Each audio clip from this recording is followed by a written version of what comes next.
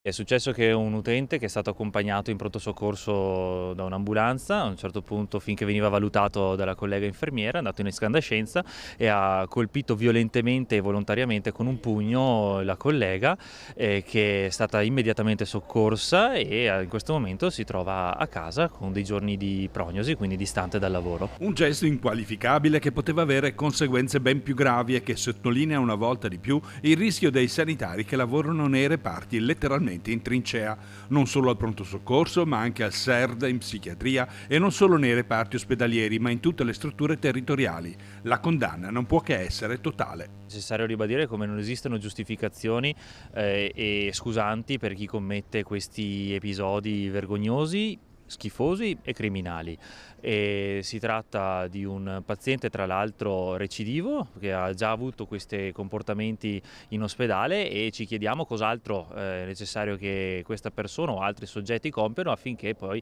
possano essere assicurati alle forze dell'ordine. Unanime la condanna espressa dal mondo politico e sociale, in primis l'Usotto Berica che conferma il servizio H24 della vigilanza privata, l'allerta veloce, la presenza fissa del posto di polizia e dei corsi di prevenzione, ma non basta. Chiaramente non possiamo militarizzare un ospedale, però ciò che è necessario è che certi soggetti nel momento in cui vanno in escandescenza e agiscono come è avvenuto